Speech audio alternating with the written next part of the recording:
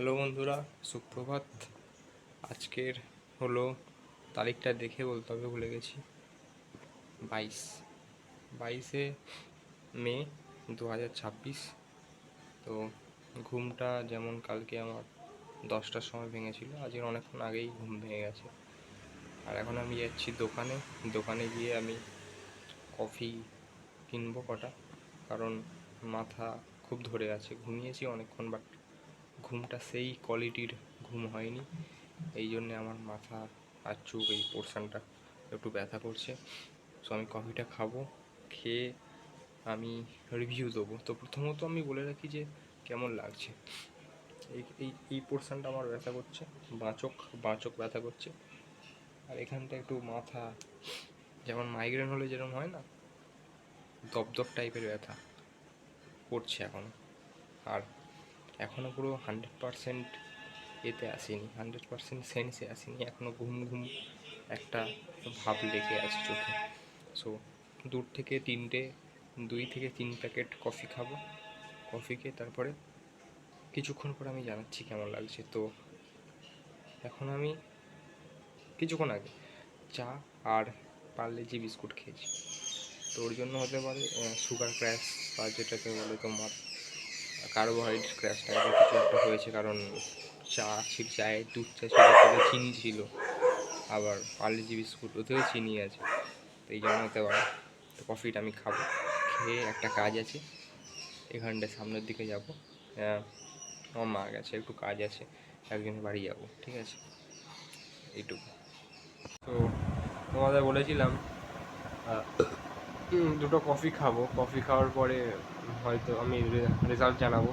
তো কফি খেয়েছি প্রায় তোমার 1 ঘন্টার বেশি হয়ে গেছে। এবার এখন আমার কেমন ফিল হচ্ছে, তাই তো। তো চোখে আমি বলছিলাম এই জায়গাটা একটু পোর্শনে ব্যথা করছে, ব্যথাটা খুব একটা করছে না। এখানটায় মাথায় একটু ব্যথা করছিল, সেটা একটু কমে গেছে। কিন্তু মেন সমস্যাটা হচ্ছে, আমি এখন বুঝতে পারছি আমার প্রচণ্ড সর্দি হয়েছে।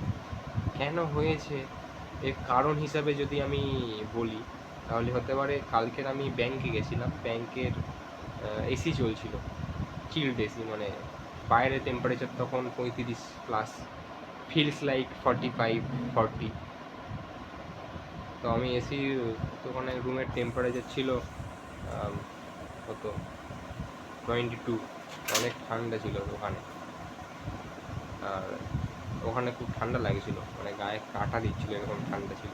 তারপর রুম থেকে বেরোলাম, বেরিয়ে ওই ঠান্ডার গরমের জন্য এরকম হয়েছে। হঠাৎ ঠান্ডা রুমে ঢুকে আবার দুম করে বেরিয়ে এসে ঠান্ডা গরম একসাথে হয়ে সর্দি চলে এসছে। সেই কারণে হতে পারে সর্দি এখানে জমে আছে হয়তো, এই জন্যে আমার মাথা ব্যথা করছে। সর্দির জন্য করতে পারে, সর্দিও একটা কারণ হতে পারে। তো এটাই বলছিলাম। আর কফিটা একটু হলেও এফেক্ট ফেলেছে, মানে কত 10% মতো। এখন আমি কথা বলছি, আবার এখানে হালকা হালকা ব্যথা স্টার্ট হয়ে গেছে। আমি জানি না এর সমাধান কি। ভালো ঘুম এর সমাধান হতে পারে। আর একটা যেটা বলার বিষয় আছে, আমি গেছিলাম আমার ওই একজনের বাড়ি বলছিলাম না, ওখানে গেছিলাম। তো কাজটা প্রথমে উল্লেখ করে নিই, একটা ডিবিটি লিঙ্ক করাতে গেছিলাম। তো ওখানে ওই বন্ধুটার বাড়ির ল্যাপটপ আছে, একটু ল্যাপটপ দিয়ে করলো, তো হলো না, বিশাল প্রবলেম হচ্ছে। মানে লাস্ট মোমেন্টে এসে ওটিপি সব কিছু নিয়ে তারপরে ক্যান্সেল করে দিচ্ছে, হচ্ছে না। অন্নপূর্ণা ভাণ্ডার কি পাবো না আমরা অন্নপূর্ণা ভাণ্ডার, আই ডোন্ট নো কী আছে কপালে। ওখানে আবার দেখালো। তো আমি চান করতে গেছিলাম পুকুরে, ঠিক আছে, ঘরে ফিরে দেখি কারেন্ট নেই। ঘাম দেখতে পাচ্ছ, পুরো ঘেমে চান। এখনও লাঞ্চও করিনি, তো আমার লাঞ্চ তৈরি হচ্ছে। দেখো লাঞ্চটা কি, সোয়াবিন সিদ্ধ করছি। ওকে, এই সোয়াবিন সিদ্ধ আমি খাবো। 40 গ্রাম সোয়াবিন সিদ্ধ আছে। তো এটা আমার মেনলি প্রোটিন সোর্স। পরে যদি এর থেকে ভালো সোর্স আছে, কিন্তু এই মুহূর্তে আমি অ্যাফোর্ড করতে পারবো না, এটাই খাবো।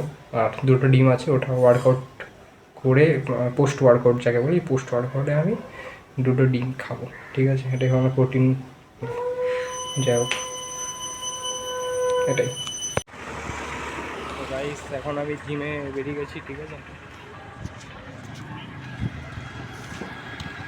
এখন এরকমভাবে হেঁটে হেঁটে জিমে যাই, বলে আমার পেটটা পূরণ হয়ে যায়।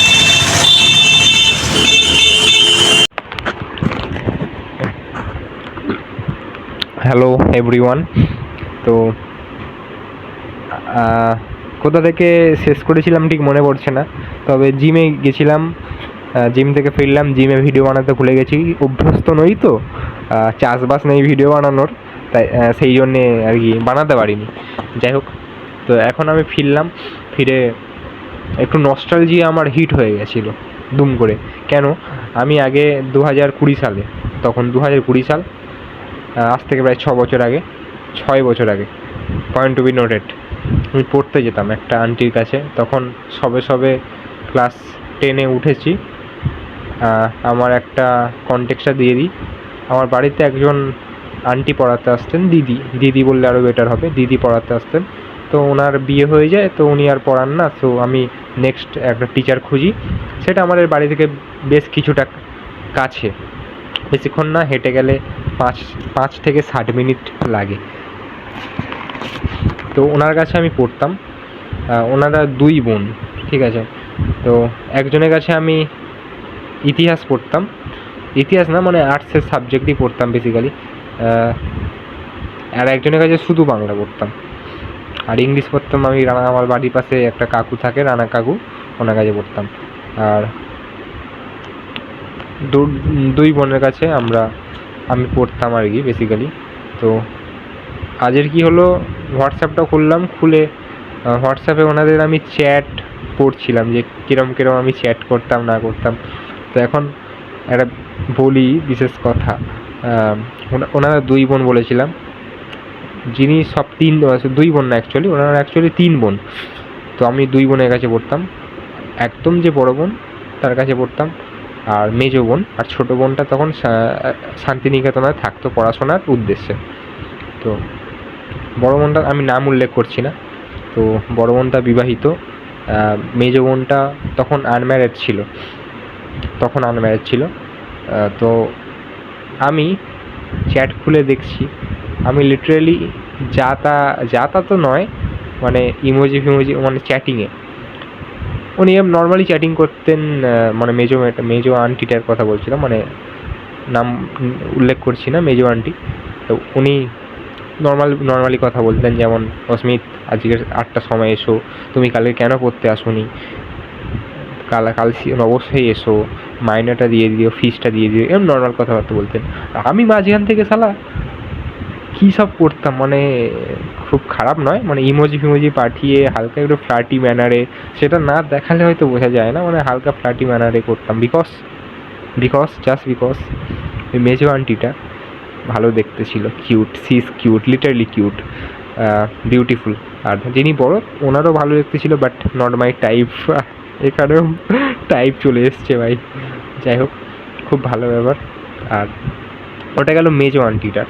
আর যিনি বড়, তো ওনার সাথে আমি নর্মালি ওকে, ঠিক আছে, পড়তে চলে আসবে তো, 4টের সময় পড়তে এসো, ওকে, কালকে সকালে পড়তে আসবে, 8:30টার সময় পড়তে আসবে, এরকম নর্মালি চ্যাট করতাম, কোনো ইমোজির ব্যবহার করতাম না। কিন্তু যিনি যাকে ভালো দেখতে বললাম, ওনার সাথে কথা বলার সময় সর্বদা আমি একটা ইমোজি দিতাম, আর একটু বেশি করে কথা বলার চেষ্টা করতাম। মানে হারামিনেসটা খুব ছোটোবেলা থেকেই আছে, ঠিক আছে? তখন কত 15-16 বছর বয়স আমার, তখন থেকেই।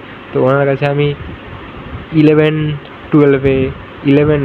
পড়েছি, 11 পড়েছি, আর 12টা পড়েছি, কিন্তু 12-এর মাঝ রাস্তায় তো ওনার মেজো আন্টিটার বিয়ে হয়ে যায়।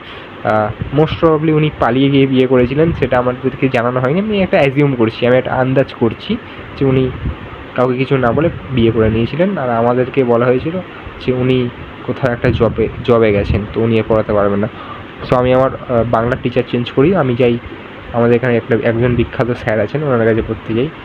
যাই হোক, তো এবার মেন এত কিছু বলার পিছনে কারণটা হলো, ওই চ্যাটগুলো পড়তে পড়তে আমি সেই আগেকার দিনের কথা মনে করার চেষ্টা করছিলাম। হেঁটে হেঁটে যেতাম, বাবা সাইকেল করে দিয়ে আসতো। মানে একটু আলাদা লেভেলের নস্টালজিয়া আমার হিট হয়ে গেছিলো মনে করতে করতে। খুব দারুণ সময় কাটিয়েছি ওখানে, মানে নস্টালজিয়া ভাই জিনিসটা অতটা ভালো আমি এক্সপ্রেস হয়তো করতে পারছি না, কিন্তু আমার সত্যি খুবই ইমোশনাল হয়ে গেছিলাম ওই মেসেজগুলো পড়ে। তো এখন তো খুব একটা দেখা সাক্ষাৎ হয় না ওনাদের সাথে। কিছুদিন আগে, 1 মাস আগে হয়তো, উনি বড় আন্টিদের সাথে আমার দেখা হয়েছিল। তো উনি সব জিজ্ঞেস করলেন। ওনার মাও খুব, মাকে মানে আন্টির মাও আমাকে খুব ভালো করে চেনেন। তো উনি বলছেন ভালো আছো, ওনার সাথে ভালো সম্পর্ক ছিল আমার, কথাবার্তা হতো, ঠিক আছে। তো কথাবার্তা এমনিই হচ্ছিল নর্মাল, কী করছো, কেমন আছো, বাবা ভালো আছে, মা ভালো আছে, এইসব যেরকম সাধারণ মানুষ আর কথা বলে সেরকম নর্মাল কথাবার্তা বলে আমি চলে এসেছিলাম। এই হলো ব্যাপার, দ্যাটস ইট।